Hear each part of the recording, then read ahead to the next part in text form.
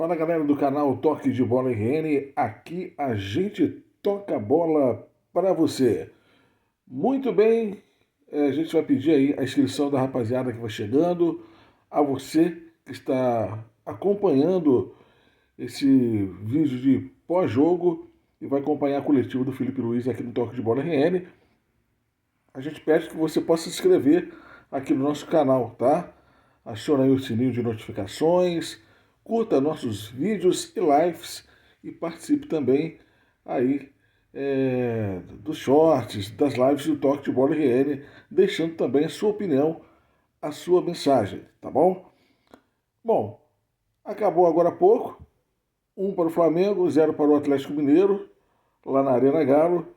E nos pênaltis o Flamengo acaba sendo eliminado pelo Atlético Mineiro, né? E jogando fora a oportunidade de poder estar encostando aí no Cruzeiro, se igualando ao Cruzeiro em número de títulos da Copa do Brasil, já que o Flamengo tem 5 conquistas e o Cruzeiro tem 6. Se o Flamengo avançasse, iria para 6 conquistas também. Só que os caras parece que não atinaram para isso, né? Gente, o Flamengo não foi eliminado na partida de hoje, tá? Ou na partida de ontem, já que já vamos virar aí para meia-noite já, né? Hoje já não viramos. O Flamengo foi eliminado no jogo da ida no Maracanã, com aquele futebol tosco, aquele futebol ridículo apresentado pelo time do Flamengo. E com aquela paçocada, aquela paspalhada do Léo Pereira e com o gol que nós sofremos. Então, perdemos no Maracanã. Então, não há o que reclamar. A gente vai acompanhar agora a entrevista coletiva do Felipe Luiz, que vai tentar explicar o inexplicável em mais uma flamengada do malvadão, né? Vamos ouvir aí o Felipe Luiz e tentar entender aí. O Flamengo até que não jogou mal não, mas como eu disse, pagou aí pela má partida jogada no jogo de ida. Felipe Luiz e a coletiva de Flamengo 1, Atlético Mineiro 0, Flamengo eliminado nos pênaltis. Fala, professor. Felipe, boa noite. Edson Viana, Grupo Globo. Mais uma vez, você trouxe um time bastante modificado, mas isso acabou não influenciando no andamento do jogo. O Flamengo foi muito bem no primeiro tempo, teve até a oportunidade ali com o Pedro de sair com um resultado mais elástico. Queria que você pudesse explicar assim, algumas opções que você teve para o jogo de hoje, como o Cebolinha, por exemplo, enfim, que te levou a levar esse time ao campo, e só especificamente sobre a escalação da decisão por pênaltis também. A gente acabou vendo que os jogadores mais experientes foram abrindo e o Wallace acabou indo para o final, assim. Como é que foi esse processo de decisão também? Obrigado. Bom, a decisão pela equipe titular passou primeiro por alguns jogadores não viajaram, né? Bruno Henrique e Luiz Araújo não tinham condições de jogo, foram barrados. Alguns jogadores não poderiam começar porque vieram de férias. Lino, Emerson, Royal, Saul não poderiam começar o jogo.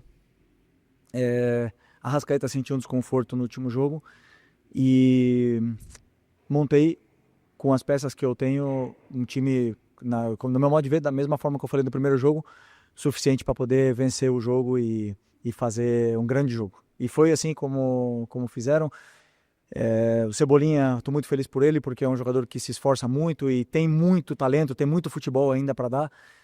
Fez um grande jogo e não era fácil para ele nesse campo sintético, onde um jogador que teve uma lesão de tendão de Aquiles tem que passar por esse processo de jogar em campo sintético. É uma pena na Série A do Brasil acontecer isso, mas foi um muito bom primeiro tempo, as ideias estavam muito claras, entraram.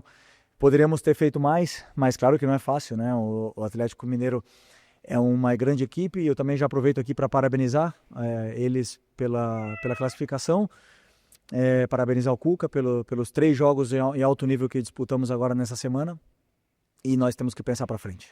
Sobre a disputa de pênaltis, eram os jogadores que batem melhor, os que estavam disponíveis e os que estavam mais confiantes para bater. E eu mesmo já errei, muito confiante, já errei disputa de pênaltis. Pênaltis são pênaltis. Não tenho nada para... A linha é muito fina entre a vitória e a derrota, então a única coisa que eu tenho a dizer é que eu sinto orgulho dos jogadores que que foram lá pegar a bola e com coragem para bater. Boa noite, Felipe. Rodrigo Lima, coluna do Fla. Falando dos últimos 3 jogos entre Flamengo e Atlético Mineiro, o Wallace Yan foi um dos principais personagens, né, por conta de tudo que envolveu ali o jogador, com os jogadores principalmente do Atlético Mineiro. E hoje, na disputa de pênalti, ele foi um dos cobradores do Flamengo que acabou perdendo o pênalti. Queria saber para você o motivo ali de ter escolhido, e mesmo com essa pressão ali em cima do garoto, e como foi a reação já dele de imediato, assim que chegou agora no vestiário com os companheiros, como é que foi a reação de todos com ele ali? Obrigado. Primeiro que ele é um jogador que tem muita personalidade, não se esconde, não se acanha para ninguém. E por mais que ele tenha agora sido o foco das atenções, Lianco não é santo, o goleiro Everson não é santo, o Hulk, todos eles provocam e também entram nessas coisas de jogo, de alto nível, de alto rendimento, ninguém quer perder e é absolutamente normal. O importante, como eu falei, que não tenha violência, que não passe disso, dos dois querendo ganhar. E o Atlético Mineiro venceu nos pênaltis, né?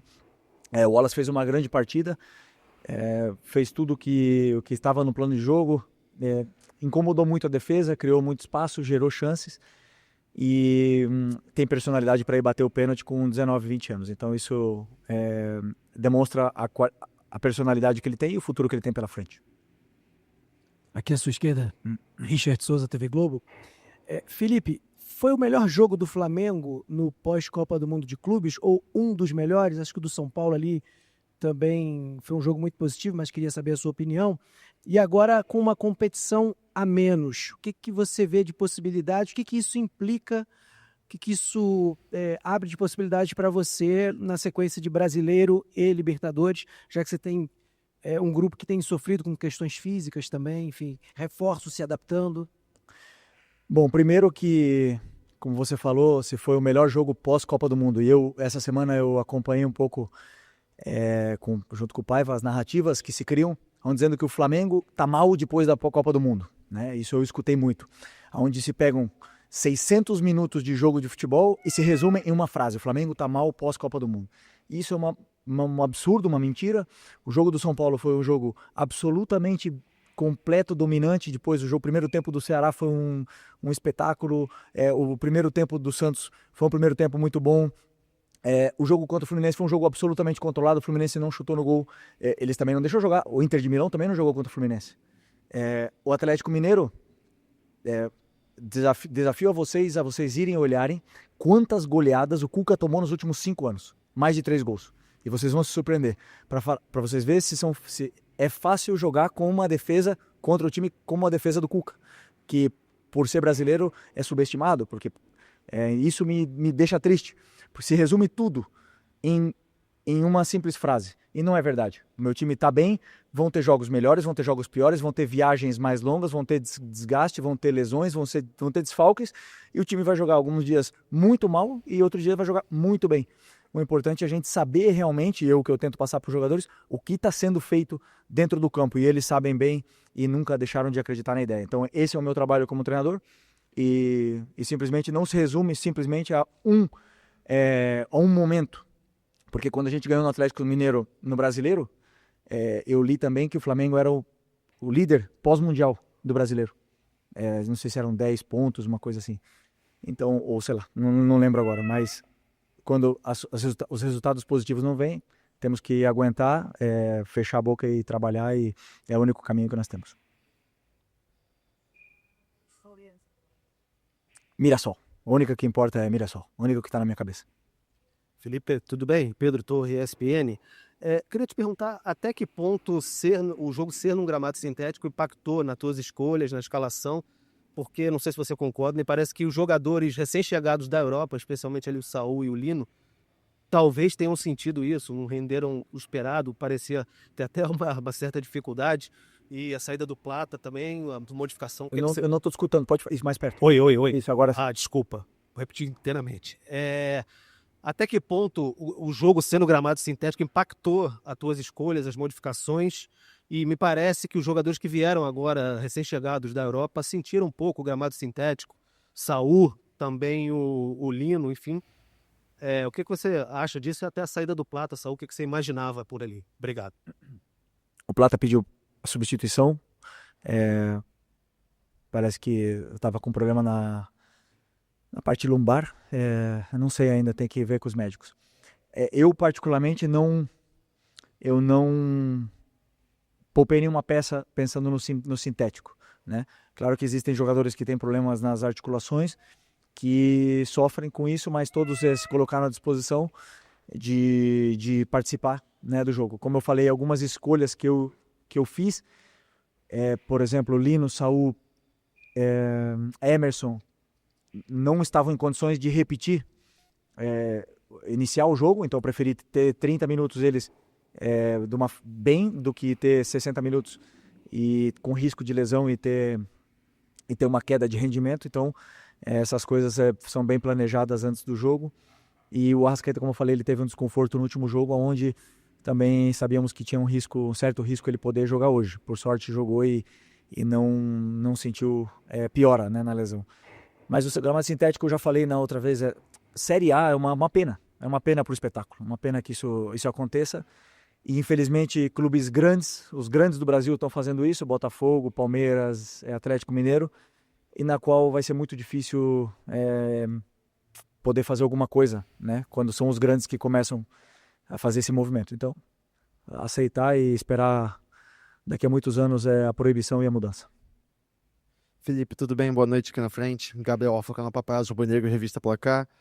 Felipe, a gente tem hoje uma infinidade de perguntas que a gente podia fazer sobre o jogo, sobre o resultado, mas eu queria te perguntar, sei que o torcedor ainda está muito de cabeça quente, mas o que você pode fazer para tentar blindar o Wallace Siam das críticas? Que ele vai receber críticas, ele vinha sendo um dos principais jogadores, a gente viu na história do futebol que muitos jogadores de base acabam sendo, entre aspas, queimados em cima da hora. A gente viu o jogador da base do Flamengo sendo vaiado no Maracanã porque fez uma partida ruim, de várias boas. O que você pode falar, especialmente para o Wallace Siam, para ele se blindar talvez um pouco nesse momento? Ele que vinha fazendo grandes atuações desde a Copa do Mundo de Clubes, foi o artilheiro do Flamengo lá, por conta de tudo que aconteceu hoje. Obrigado.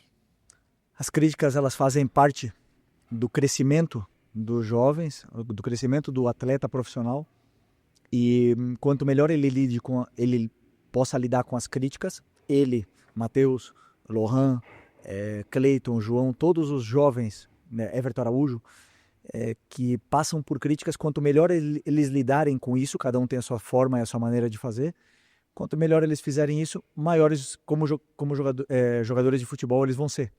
Todos os jogadores, absolutamente todos, 100% dos jogadores que estão no meu elenco, no meu vestiário agora, foram criticados em algum momento da carreira.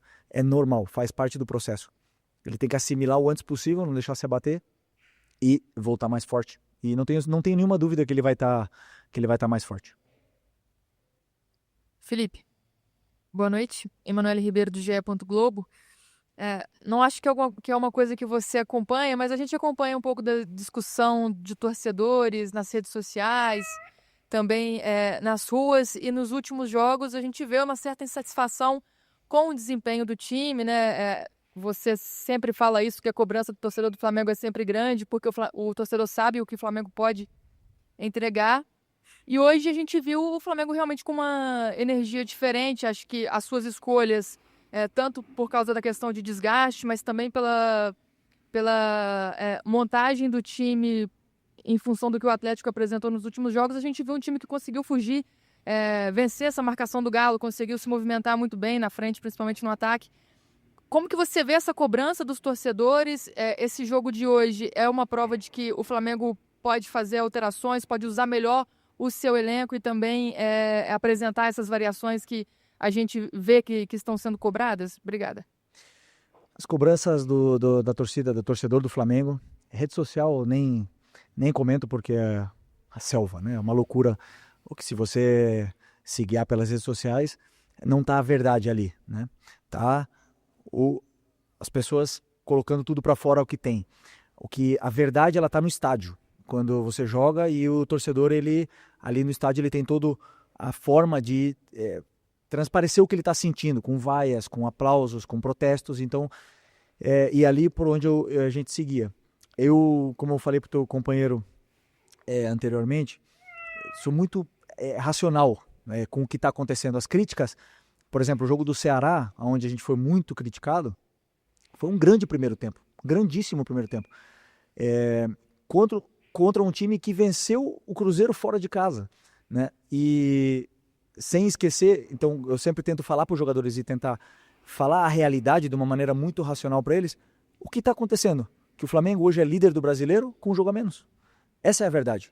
O Flamengo não vai jogar bem sempre, não vai. Aí, quando não joga bem, a responsabilidade é toda do treinador. Toda. Eu sou o responsável por fazer esse elenco jogar bem. Sou eu. E eu, sim, lido muito bem com as críticas, mas eu também te digo, sou muito racional no que está sendo feito. Então, muitas vezes, eu gosto de falar para eles, por mais que perca o jogo e joguem mal, jogue bem, eu falo para eles. Ou se, ao contrário também, ganha e joga mal, eu falo também. Porque a gente tem que saber o que está fazendo. E só a longo prazo que vamos saber realmente o que vamos conquistar. Temos aí 6 meses ainda e não podemos deixar uma onda levar nós para baixo do mar. Então nós temos que tentar sempre botar a cabeça no lugar, saber o que está sendo feito, como a gente está dominando os jogos, se a gente está defendendo bem, está atacando bem, está criando chances, não está sendo... a nossa fase defensiva está boa, está ruim, e com isso a gente seguia para tentar vencer os jogos e continuar evoluindo dentro da competição, que é muito larga, ainda faltam muitos jogos. Muitos jogos. Felipe, aqui, Sidão Marina Litoral News. Flamengo eliminado da Copa do Brasil ganha algumas datas para descanso dentro do calendário. Desde o início da temporada tem se falado sobre a prioridade, Campeonato Brasileiro e Copa Libertadores da América. Você acredita que pelo elenco que tem, pelas contratações que foram feitas, o elenco que já tinha na equipe do Flamengo, a volta dos lesionados, esse espaço maior para treino, Brasileiro e Libertadores não são apenas prioridades, mas se tornam uma obrigação para essa equipe, pelo investimento, pela estrutura e pela expectativa gerada dentro do torcedor, ou as duas ou pelo menos uma, você acredita que tem que tratar como obrigação a partir de agora uma conquista? Me desculpa, mas nós somos obrigados a trabalhar o máximo possível, mais duro que a gente puder, dar a vida pelo Flamengo. Essa é a nossa obrigação. Essa sim. Ganhar, a gente não controla. O resultado, ninguém controla. Nem eu, nem o Abel do Palmeiras, nem o Cuca, do Atlético Mineiro, nem o Jardim do Cruzeiro. Não controlamos o resultado. Nossa obrigação é dar a nossa vida pelo escudo do Flamengo. É trabalhar e colocar sempre o Flamengo como prioridade. E com o elenco qualificado, como você bem falou, nos dá o direito, nos dá a condição de brigar pelos títulos. E pode ter certeza que esse grupo aqui vai lutar até o final. E eu tenho muita fé, muita confiança nesses jogadores, confio a minha vida neles, que a gente vai fazer uma grande temporada aqui até o final.